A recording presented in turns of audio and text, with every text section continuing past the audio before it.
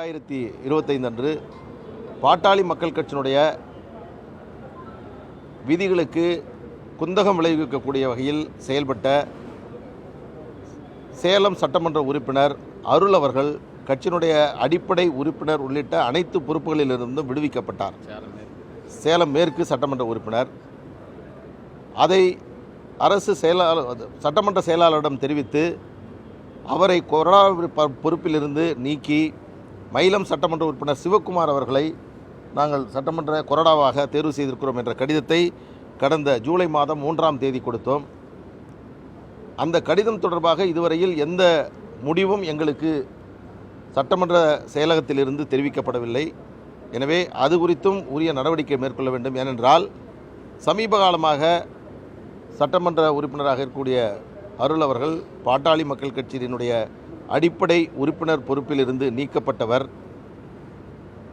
பாட்டாளி மக்கள் கட்சியினுடைய சட்டமன்ற உறுப்பினராகவும் பாட்டாளி மக்கள் கட்சியினுடைய நிர்வாகியை போன்றும் ஊடகங்களில் அவர் தொடர்ந்து பேசி வருவது நிர்வாகிகள் மத்தியில் பெரும் குழப்பத்தை ஏற்படுத்துகிறது. எனவே அவர் ஒரு சட்டமன்ற உறுப்பினராக மட்டுமே நீங்கள் அவரை பதிவு செய்ய வேண்டும். பாட்டாளி மக்கள் கட்சியினுடைய அடிப்படை உறுப்பினர் உள்ளிட்ட அனைத்து பொறுப்புகளிலிருந்தும் நீக்கப்பட்டவர் கட்சியின் அடிப்படையில் கட்சியினுடைய பிரதிநிதியாக அழைக்க முடியாது என்று இந்த இரண்டையும் இன்றைக்கு கொடுத்திருக்கிறோம். அதோடு சமீபத்தில் தேர்தல் ஆணையம் மருத்துவர் அன்புமணி ராமதாஸ் அவருடைய பதவி காலத்தை உங்களுக்கு நன்றாக தெரியும்.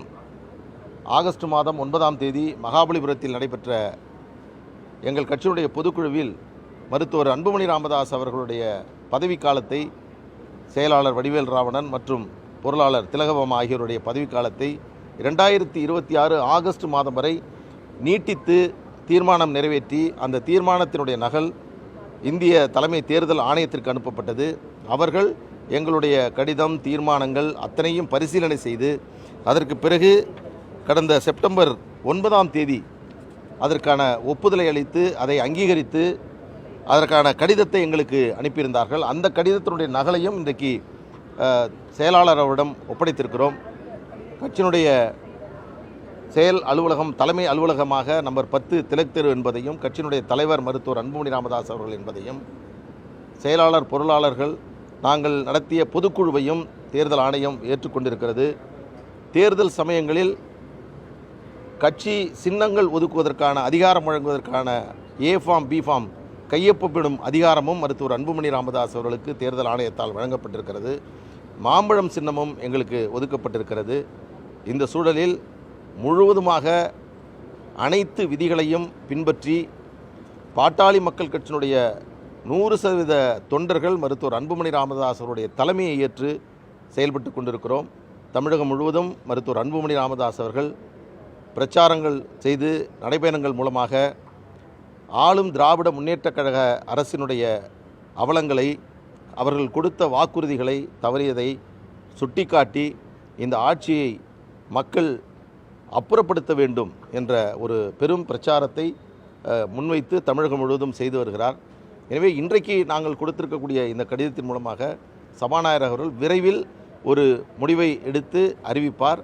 இந்த கடிதத்தை தொடர்ந்து கட்சியினுடைய தலைவர் என்ற அடிப்படையில் வரும் 14ஆம் தேதி நடக்கக்கூடிய சட்டமன்ற கூட்டத்தொடரில்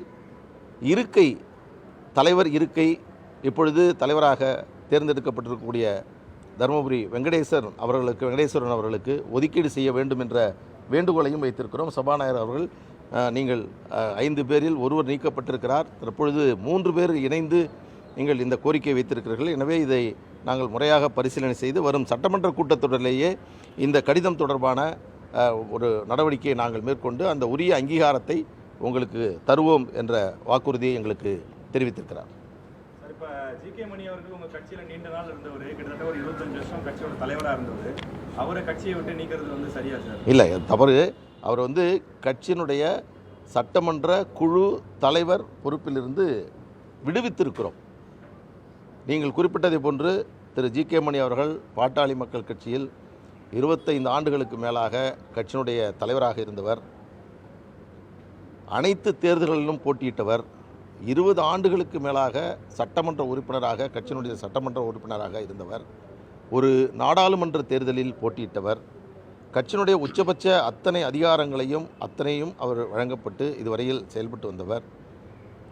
ஆனாலும் அவர் சமீப காலமாக அவர் சொல்லக்கூடிய சில செய்திகள் என்பது வருத்தமளிக்கக்கூடியதாக, கட்சியினுடைய அடிப்படை விதிகளுக்கு எதிராகவும் கட்சியினுடைய நலன்களுக்கு எதிராகவும் சொல்வது என்பது சற்று வருத்தமளிக்கக்கூடியதாக இருக்கிறது. எனவே இந்த முடிவை சட்டமன்ற உறுப்பினர்கள் எடுத்திருக்கிறார்கள். அந்த தகவல் என்பது இன்றைக்கு தேர்தல் ஆணையத்தில் தெரிவிக்கப்பட்டிருக்கிறது. நிறுவனர் தலைவர் என்ற முறையில் ஜிகே மணியவங்களை சட்டமன்ற குழு தலைவராக டாக்டர் ராமதாஸ் தான் அறிவிச்சாங்க. அப்போ அவங்களை நீக்கணும் அப்படிங்கிறதுக்கு டாக்டர் அன்புமணி ராமதாஸ் கடிதம் போதும். முன்பே உங்களுக்கு நான் இதை தெளிவுபடுத்திருக்கேன். கட்சியினுடைய நிறுவனருக்கு தேர்தல் எங்கள் கட்சியினுடைய விதிகளில் என்ன அதிகாரம் இருக்கிறது, கட்சியினுடைய தலைவருக்கு தான் உச்சபட்ச அதிகாரம் என்பது தேர்தல் எங்களுடைய கட்சியினுடைய விதிகளின் அடிப்படையில் இருக்கிறது.